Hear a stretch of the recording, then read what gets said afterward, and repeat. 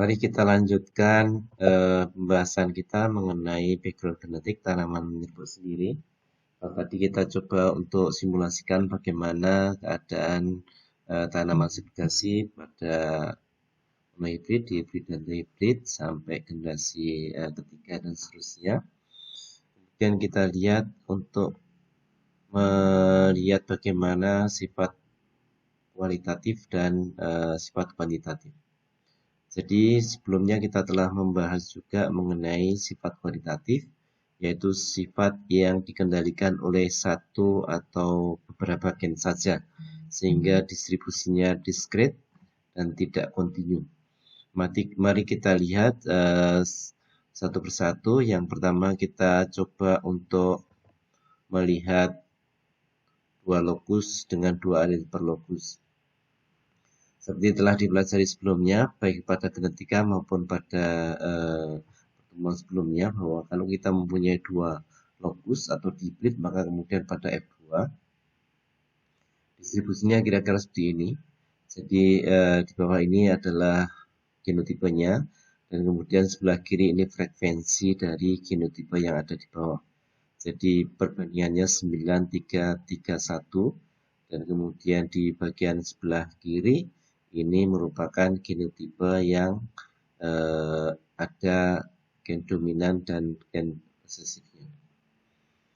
Nah, kemudian nanti kalau kita lihat pada sifat kuantitatif, maka sifat kuantitatif ini dikendalikan oleh banyak gen, ya, banyak lokus, sehingga kontribusi masing-masing lokus terhadap sifat tersebut itu proporsinya kecil, atau biasanya disebut dengan gen minor.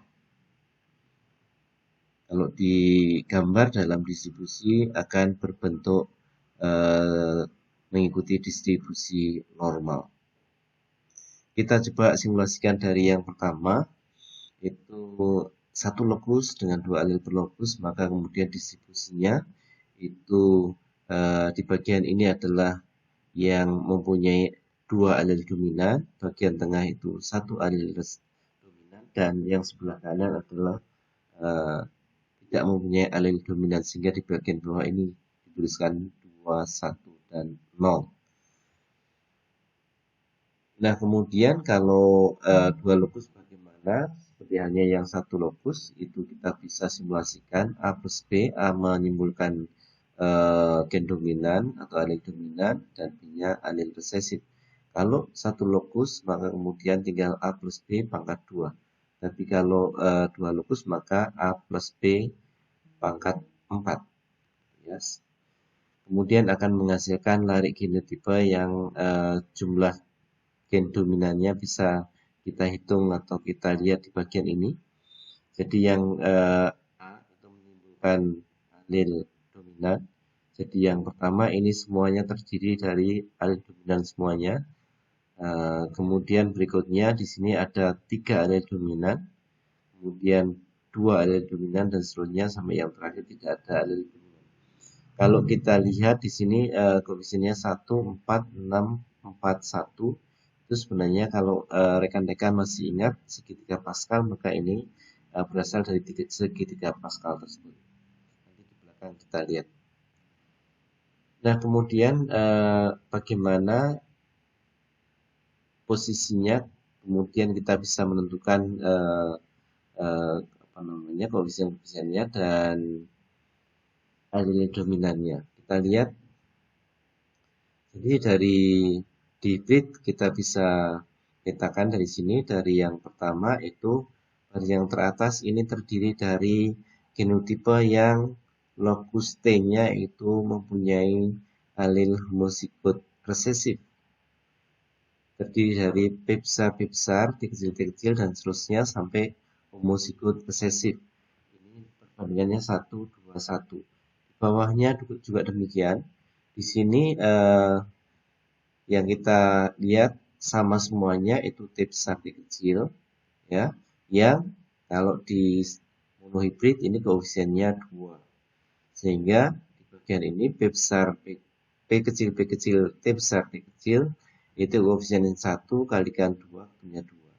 Yang di bagian tengah itu heterozigot semua, baik P maupun T, maka kemudian koefisiennya itu 2 kali 2 sama dengan 4 dan seterusnya. Yang terakhir ini mirip dengan yang baris pertama. Ini semuanya T besar semuanya, kemudian P-nya itu ada yang homozigot dominan, heterozigot dan homozigot resesif. Nah, kemudian kalau kita jumlahkan ke bawah, ini mendasarkan banyaknya alel dominannya. Yang paling kiri alel dominannya ada 4, yang sebelahnya itu ada 3, yang paling tengah ada 2, dan seterusnya sampai yang paling kanan itu tidak ada alel dominannya. Dengan jumlah frekuensi 1, 4, 6, 4, 1, yang sama persis dengan yang di bagian sini. Nah, kalau digambarkan kira-kira begini, jadi genotipe yang mempunyai alel dominan semuanya, ada sebanyak 4 alel, itu frekuensinya hanya 1. Kemudian yang sebelahnya 3 alel dominan, itu frekuensinya ada 4. Dan seterusnya. Kemudian kalau 3 lokus bagaimana? Ya sama dengan yang tadi juga, tinggal A plus B pangkat 6. Sehingga koefisien dari segitiga Pascal akan diperoleh 1, 6, 15, 20, 15, 6, dan 1. Yang kemudian kalau digambarkan itu bentuknya akan seperti ini. Ya, mirip dengan yang di bit sebelumnya. Nah, ini segitiga Pascal, saudara tinggal mengambil koefisien yang ada di sini untuk monohibrid, untuk dihibrid, trihibrid, dan seterusnya. Nah, kemudian inilah kalau jumlah lokusnya semakin banyak, maka semakin banyak kelasnya, dan kemudian perbedaan antara satu kelas dengan kelas yang lainnya sangat-sangat tipis, sehingga biasanya disebut berdistribusi kumulatif atau kontinus. Nah, kemudian pertanyaannya adalah bagaimana proporsi tanaman yang homozigot. Nah, ada rumus yang dapat kita gunakan untuk mencari berapa proporsi genotipe yang homozigot. Jadi 1 min HE pangkat N, di mana HE adalah heterozigot, yaitu setengah pangkat G, di mana G-nya adalah generasi selfingnya, kemudian N-nya ini banyaknya lokus atau gen yang kita pelajari. Jadi kalau generasi kelima dari 5 lokus, maka kemudian kita bisa menghitung dengan hitungan seperti ini. Jadi tanaman yang homozigot itu sudah mencapai 85%.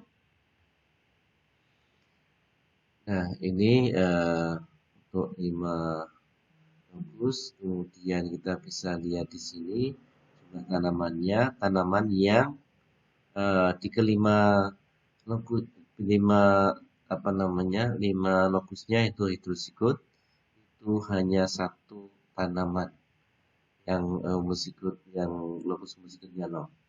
Dan seterusnya, kemudian yang homozigot di kelimanya itu sudah mencapai 2.629.151 individu di antara sekian individu yang kita peroleh, atau kalau kita presentasikan ketemunya 85,3% itu pada generasi kelima selfing untuk 5 lokus.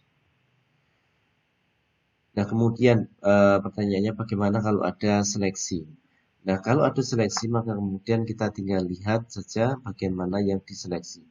Ini adalah bagian yang seperti kita jelaskan pada topik sebelumnya atau bagian sebelumnya, bahwa proporsinya kira-kira seperti ini kalau tidak ada seleksi.